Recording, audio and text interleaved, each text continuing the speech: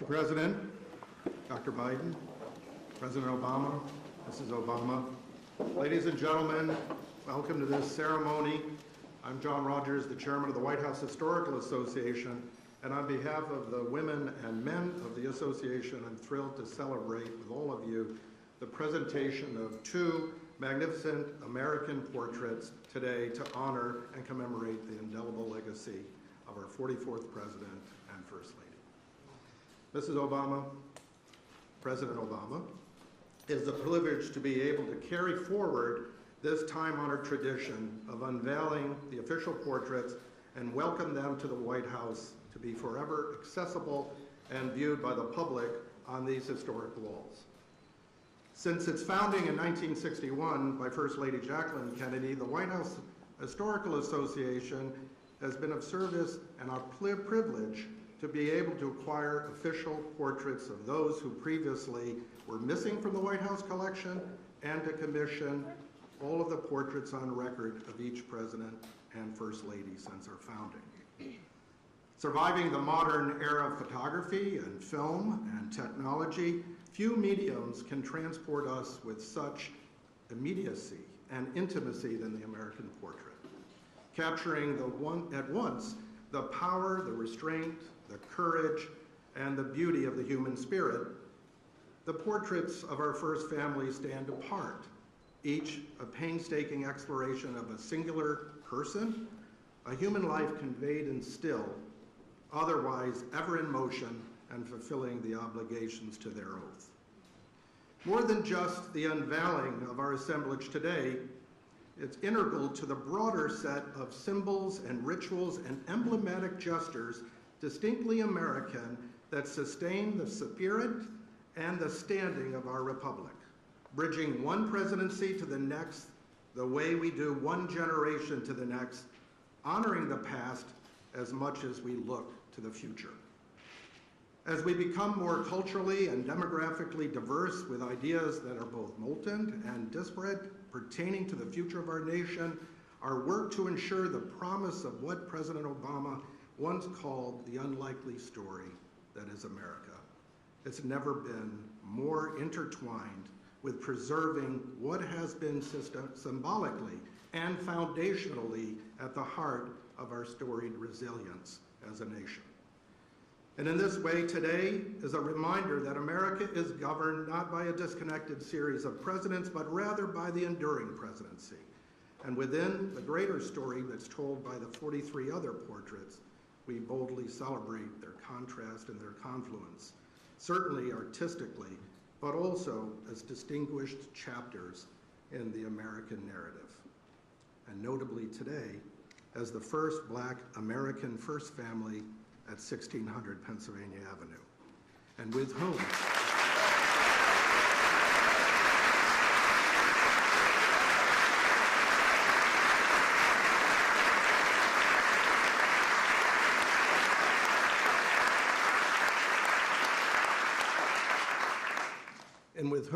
we shared the joy of watching your wonderful daughters grow up here and come of age.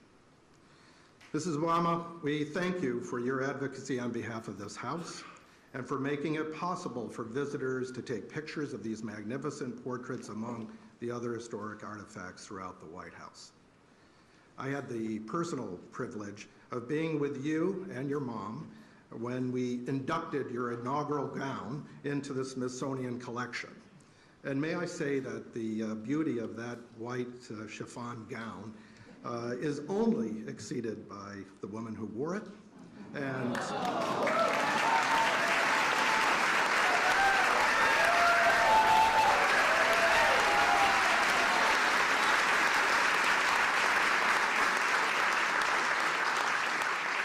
whose spirit is captured in this portrait. The tradition of service continues with Dr. Biden. She's our steward. We are honored that you were with us when we celebrated our 60th anniversary, and we look forward to our continued work with you on the educational mission of our association. And we are ever thankful to you and you, Mr. President, for hosting this wonderful ceremony today. And to our artists, Robert McCurdy and Sharon Sprung, we are grateful for your artisanship and dedication to your own craft. Together, these portraits fulfill a beautiful collaboration and are a testament to what's possible when we serve one another in an effort to give voice to one another. And I suspect that beginning tomorrow, these two portraits will be the most photographed by visitors from across the United States of America.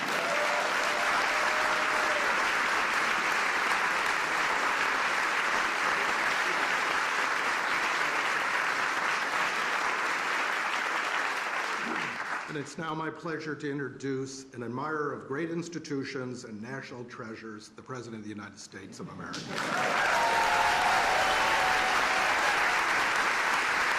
Thank you.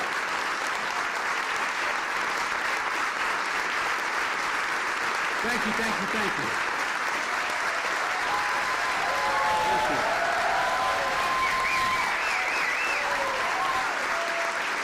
Always right. Thank you all very much. Please.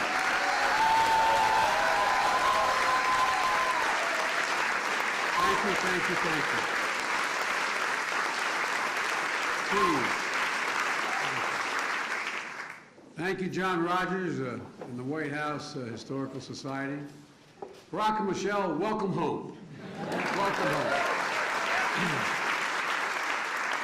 Jill and I and Kamala and Doug are honored to host you and so many friends who have been part of this incredible journey. It includes members of your cabinet and staff, some of whom were foolish enough to come work with me. And there's someone else that I'd like to acknowledge tonight, Mrs. Robinson. This is your house as well.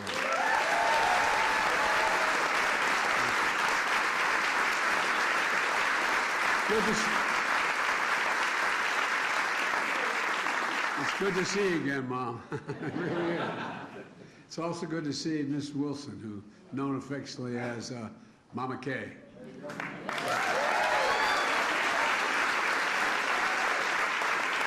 One of your best friends and Malia and Sasha's godmother.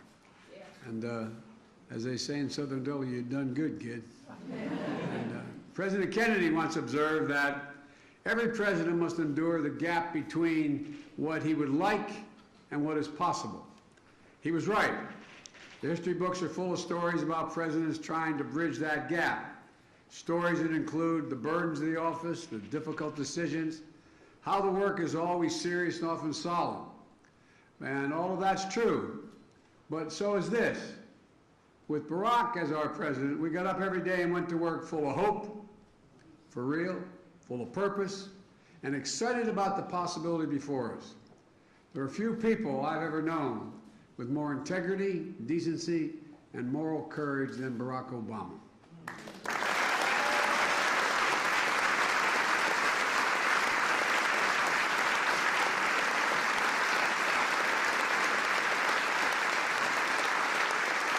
Mr. President, nothing could have prepared me better or more to become President of the United States than be at your side for 8 years. And I mean that from the bottom of my heart. You know, no matter what the issue was, no matter how difficult, no matter what it was about, doing it, you never did it with just the easy way, what the easy way out was. It was never about doing it that way. It was always about doing what was right, literally.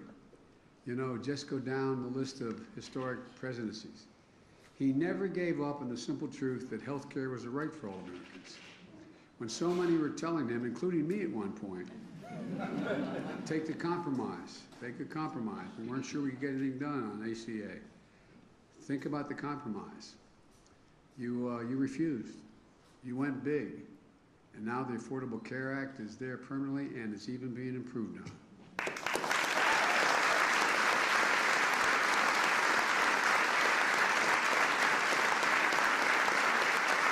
I remember what you told me. So how can I look those people in the eye and leave anybody behind? You weren't about to do that. You know, his Recovery Act brought America back from a great recession. The auto rescue protected an iconic industry that represents the nation's heart and soul. And there were a whole lot of people some maybe even in this room, that were telling you we should let the industry go bankrupt. We should let it go. But you wouldn't. You persisted. You insisted. And I remember our conversations. And I'm proud. I'm proud we stood together and wouldn't let that happen. You bet on the American worker. You believed in the American worker. Even though we knew it would be controversial, you stood up for hundreds of thousands of dreamers who only know America as their home. It always boggles my mind that I always can't understand that a 3-year-old kid's going to say, no, Mom, leave me on this side of the Rio Grande. You go ahead and go. I'm serious. So they could stay and contribute, and they've contributed incredibly. Their talents, and it's a great generation they represent. I can go on and defend that you've done, expanding civil rights, issue the clarion call on the climate crisis, helped us find that amazing grace, even in darkness. In countless hours, over countless meetings, under intense pressure, we always knew Barack Obama. We always knew what you'd do, what you thought was right, even if it was going to cost you politically. You know, we trusted him, all of you in this room. We believed in him, and we counted on him. And I still do. And I still do.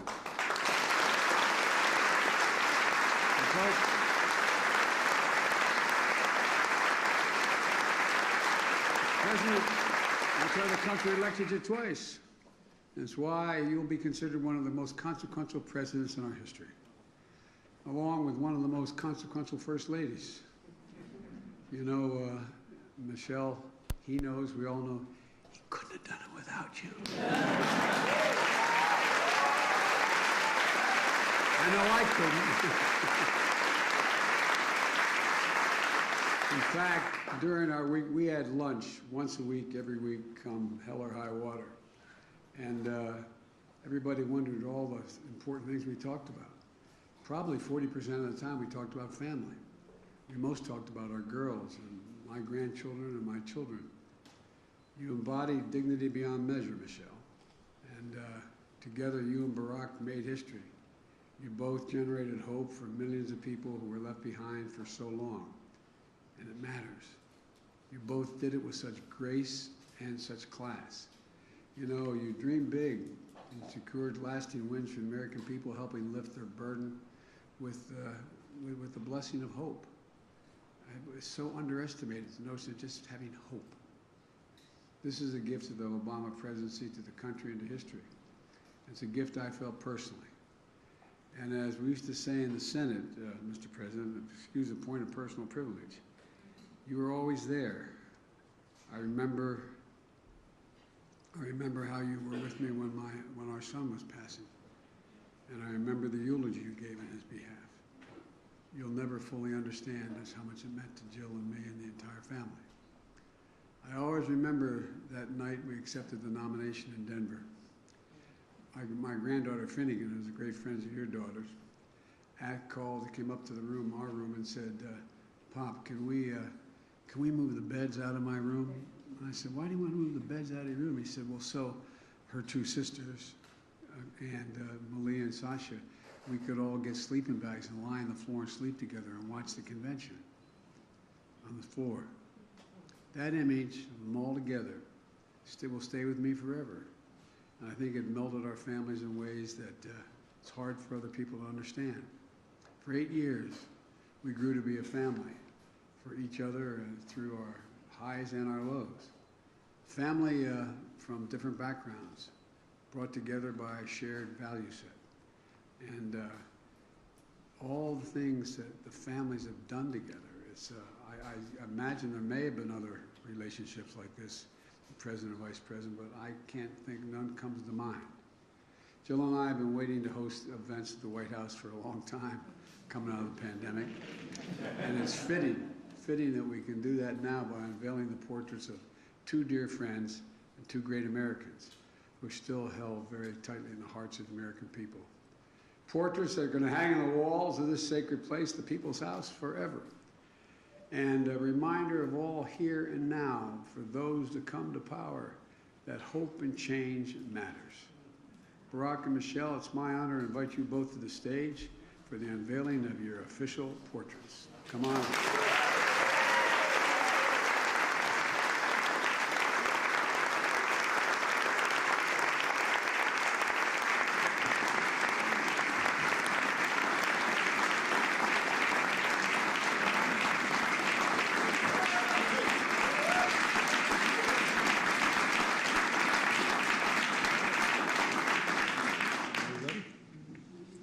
Yes? Okay. There we go.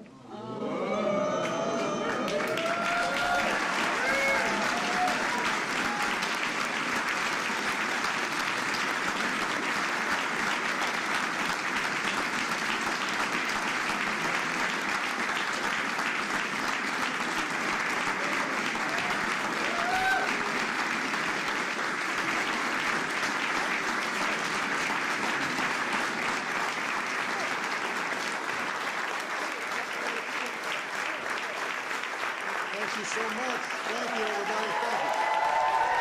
Thank you. Thank you so much. Please, everybody have a seat. Have a seat.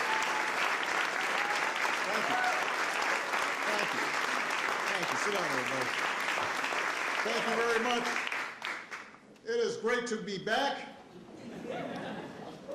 President and Dr. Biden, Vice President Harris, and Second Gentleman Emhoff, thank you so much for your hospitality.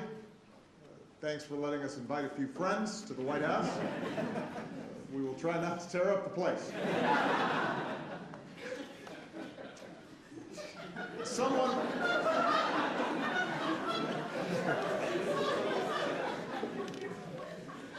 once said that if you're looking for a friend in Washington, get a dog.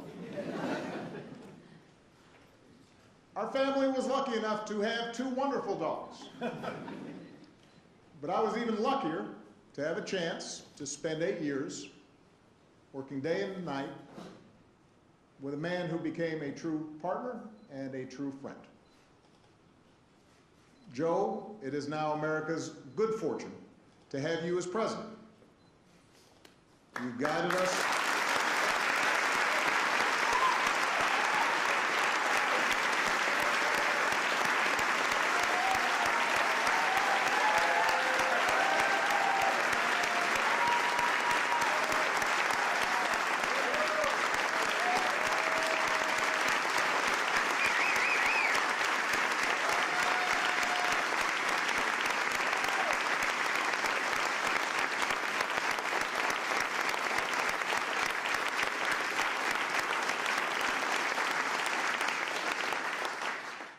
You have guided us through some perilous times. You've built on and gone beyond the work we all did together to expand health care, to fight climate change, to advance social justice, and to promote economic fairness. Thanks to your decency and thanks to your strength, maybe most of all thanks to your faith in our democracy and the American people. The country's better off than when you took office, and we should all be deeply grateful for that. So thank you so much.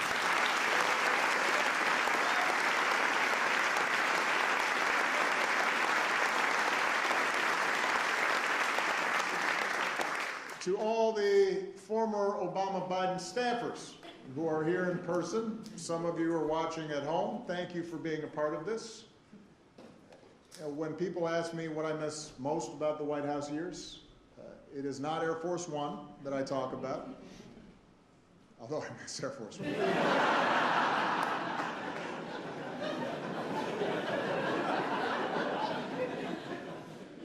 It's the chance that I had to stand shoulder to shoulder with all of you. To have a chance to witness so many talented, selfless, idealistic, good people working tirelessly every day to make the world better. And for 8 years, and even longer for some of you, I drew on your energy and your dedication and your goodness. You inspired me, and I never wanted to disappoint you. And I tried to reflect the same heart and character that you displayed every day. Even during the toughest times, it was all of you that kept me going. So it's good to be back, to have a chance to see all of you, and to once again say thank you. Now, as much as I miss our work together, what's been a special joy is to see what's happened since.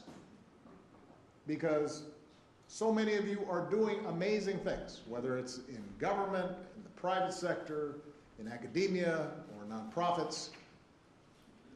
And I'm especially glad to see so many of you serving President Biden, as well as you served me. Although now some of you who, let's face it, you were kids back then, are now in charge and running the show, which is a little shocking. And may also explain some of the gray hairs I'm seeing on some of you. But it validates what I had always hoped, which was that our time together would only be the beginning of incredibly impactful careers. And some of you who I've had a chance to stay in touch with, I'm thrilled to see that you've started families of your own. I am a little disappointed that I haven't heard of anyone naming a kid Barack yet, or Michelle, but there is still time.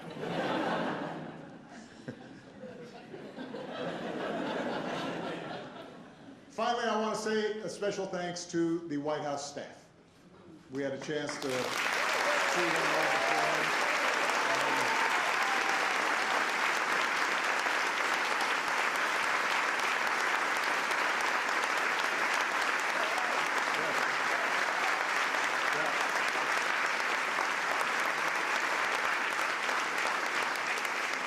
You took incredible care of our family for 8 years, and along the way you became a part of it. And we have not ever forgotten the kindness that you showed us. Now, when Michelle and I had our portraits unveiled at the National Portrait Gallery a few years back, I said that as far as I could tell, no one in my family tree had ever sat for a portrait before. I certainly had not. And now all of a sudden we've done it twice. But these portraits have a special significance because, as Joe mentioned, they will hang in the White House alongside portraits of other presidents and first ladies dating back to George and Martha. So it was important to find the right people to paint them. I want to thank Sharon Sprung for capturing everything I love about Michelle. Her grace, her intelligence, and the fact that she's fine.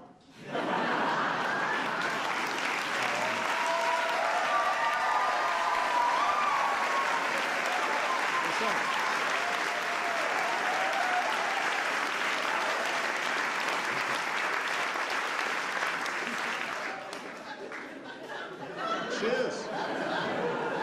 The portrait is stunning. And I want to thank Robert McCurdy for taking on a much more difficult subject and doing a fantastic job with mine.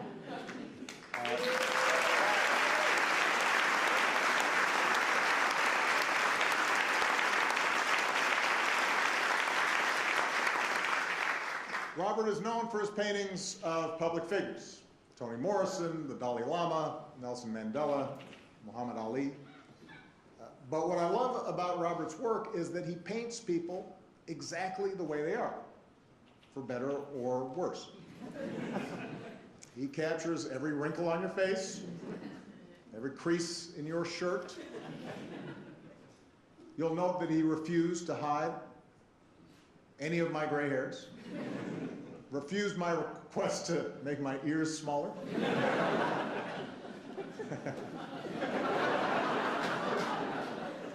He also talked me out of wearing a tan suit, by the way.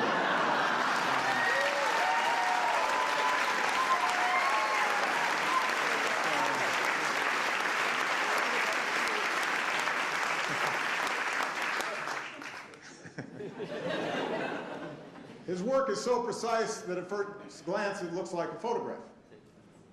And Robert also paints his subjects looking straight ahead. So it feels like you're face to face, forming a connection. And that appealed to me, in part because presidents so often get airbrushed, even take on a mythical status, especially after you've gone, and people forget all the stuff they didn't like about you.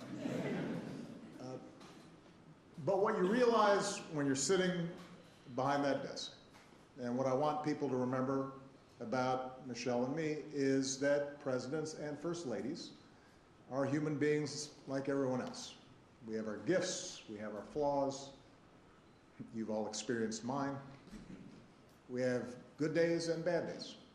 We feel the same joy and sadness, frustration and hope. And while it takes a certain amount of self-confidence to be president, there are nights where we lie awake, wondering if this or that decision was the right one.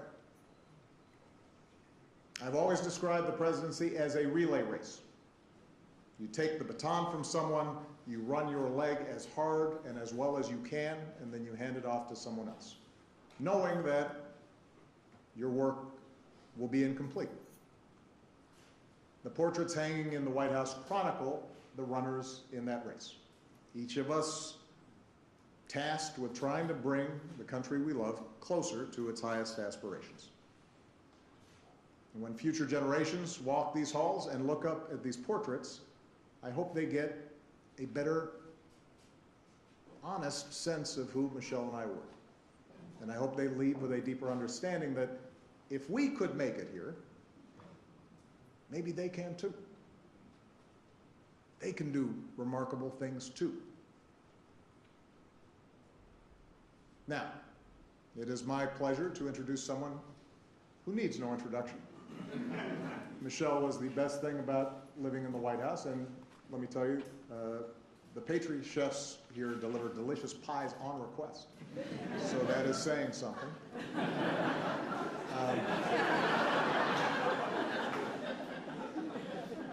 I could not ask for a better life partner, and in my humble opinion, America could not have asked for a better First Lady.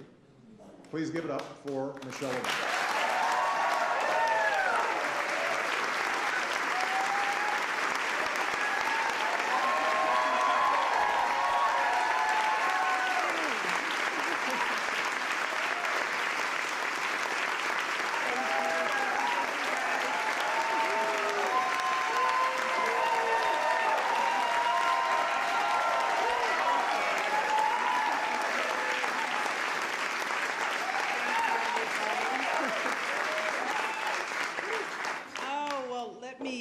Thank my husband, first of all, for such spicy remarks.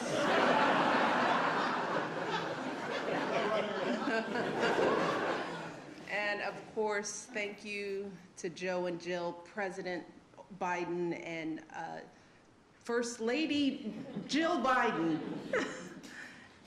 Thank you for inviting us back. This means so much to us. We were saying at lunch that the girls have lived in this house longer than they've lived anywhere. And so this, as odd of a home as this can be, as wonderful as it can be, it is a special place because we raised our girls here. And it means so much to come back to friends and to be able to spend time talking about our girls. And so I am grateful to both of you for the work that you're doing, the love that you're showing us, our staff, and the work that you're doing for this country. Thank you so much.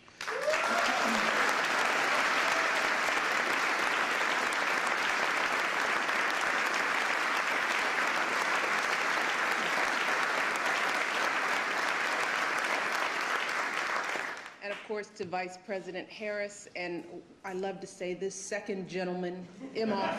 Let's say it again, second gentleman. You're doing a great job.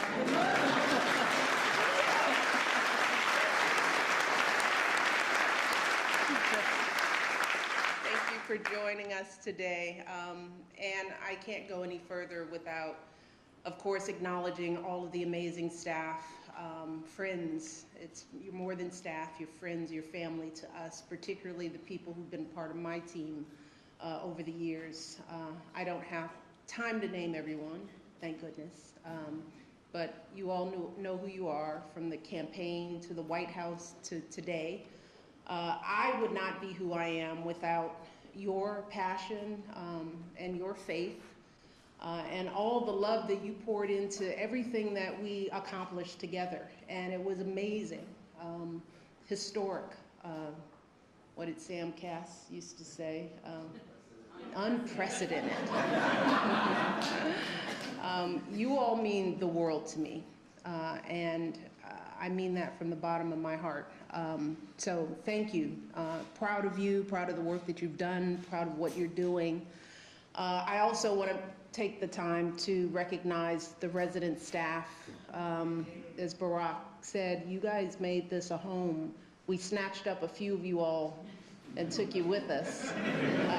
But for those of you who we couldn't bring, we miss you so much.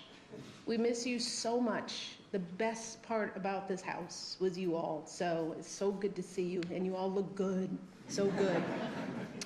I'd also like to recognize Stuart McLaurin, of course, John Rogers. It's been amazing working with you all over the years. I have to recognize Bill Allman, who has been fabulous to work with over the years.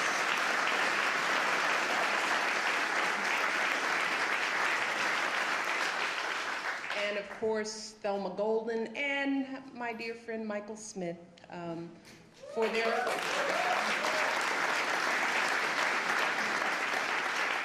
we are where we are because of their comprehensive and rigorous work to identify these incredible artists. And that brings me to our artist, of course, Robert McCurdy, who, you did a good job. You did a good job. But I got to spend a lot of time with Sharon Sprung.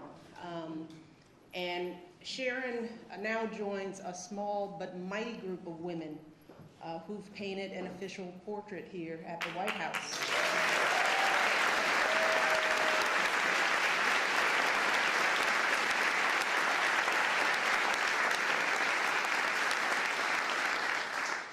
And I'm thrilled that this extraordinary work is going to be enshrined forever as part of our nation's history. But Sharon, it was wonderful to work with you. You are a true spirit. That's one of the reasons why we connected. Your work is phenomenal, but it was your essence, your soul, the way you saw me, the way we interacted, and it shows in this beautiful work. So thank you for your brilliance, your artistry, and your patience in this process. I remember I went to see the work in Brooklyn, and poor Sharon, because no one is supposed to know who the artists are, so her studio is her home. And so she had this piece in her home. You couldn't have guests over. You were frightened that it would get out. You just wanted it out of your space. And every year I thought about, she must be going crazy. So thank you so much. Let's give them both.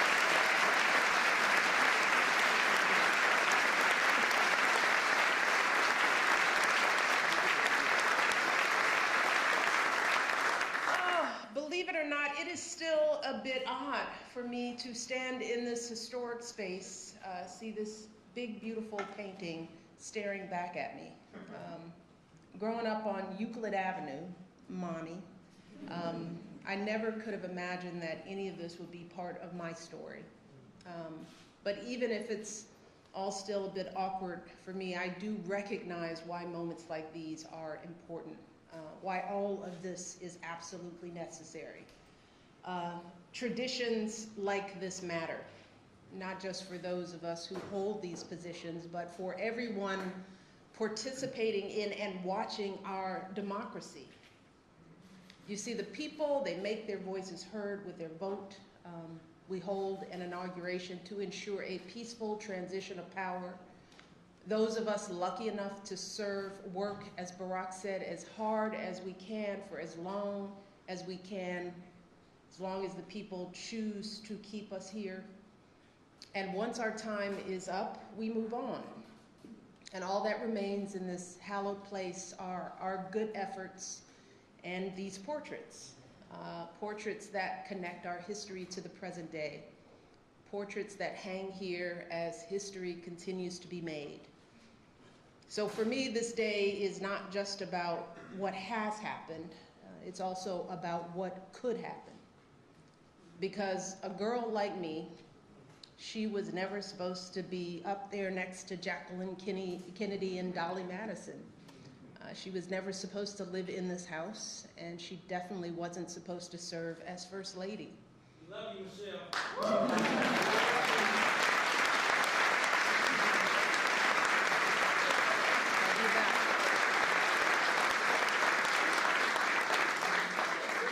But I've always wondered, where does that supposed to come from? Who determines it? And too often in this country, people feel like they have to look a certain way or act a certain way to fit in, that they have to make a lot of money or come from a certain group or class or faith in order to matter. But what we're looking at today, a portrait of a biracial kid with an unusual name and the daughter of a water pump operator and a stay-at-home mom, what we are seeing is a reminder that there's a place for everyone in this country. Because as Barack said, the two of us can end up on the walls of the most famous address in the world. Then again, it is so important for every young kid who is doubting themselves to believe that they can too. That is what this country is about. It's not about blood or pedigree or wealth. It's a place where everyone should have a fair shot. Whether you're a kid taking 2 buses and a train just to get to school, or a single mother who's working 2 jobs to put some food on the table, or an immigrant just arriving, getting your first apartment, forging a future for yourself in a place you dreamed of. That's why for me, this day isn't about me or Barack. It's not even about these beautiful paintings. It's about telling that fuller story, a story that includes every single American in every single corner of the country, so that our kids and grandkids can see something more for themselves. And as much as some folks might want us to believe that that story has lost some of its shine, that division and discrimination and everything else might have dimmed its light, I still know, deep in my heart, that what we share, as my husband continues to say, is so much bigger than what we don't. Our democracy is so much stronger than our differences. And this little girl from the South Side is blessed beyond measure to have felt the truth of that fuller story throughout her entire life, never more so than today. So thank you to President Biden, to Sharon, and to all of you today for playing a part in this day and all the days that led to it. And now, it is my privilege to introduce someone who is stepping in shoes and doing it well, someone who has devoted so much of her life to education, working to broaden the idea of whose story matters. Ladies and gentlemen, please welcome my friend, First Lady, Dr. Jill Biden.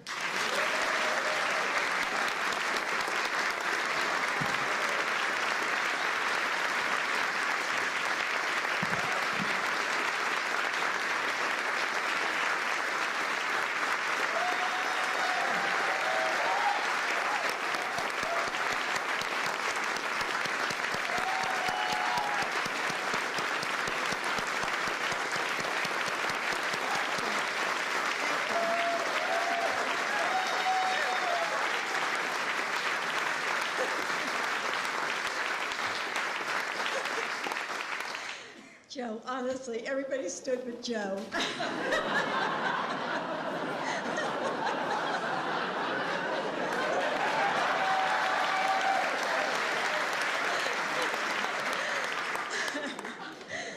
Thank you, Michelle,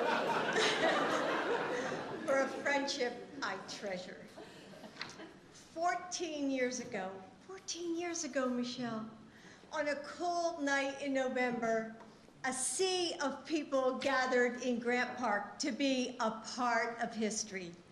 There was laughter and music and dancing. There were tears as friends and strangers alike held each other, overwhelmed with the joy that hope and change had been realized. The crowd roared, radiating the sense that anything we could dream was within our reach. But at the heart of that enormous moment was a family. 2 little girls who would grow up exploring the secret halls and hideaways of the White House. A mom who would bring her whole heart to serving the American people as First Lady, while still guiding and protecting her family with a ferocious devotion. A grandmother who would do absolutely anything for the family she loves, and even move to Washington, D.C. And a father who showed the world the meaning of yes, we can.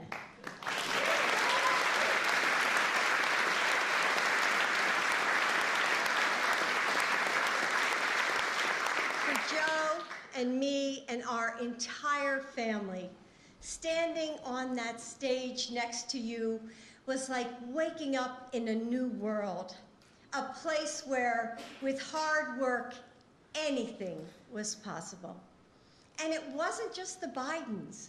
So many of you were also there. You remember how it felt. It was magic, wasn't it? That night, your family connected us all. And our family, the Obama-Biden team, every one of you who were fired up and ready to go, together, we changed the course of this country forever. And when I look at these portraits, I see family. Your family, the family we all built, and the families across America that we served together. I see love, joy, and fellowship, and we are honored to hang them today and share them with the world. So thank you for being with us. And now please join us in the State Dining Room for a reception. Thank you for being here.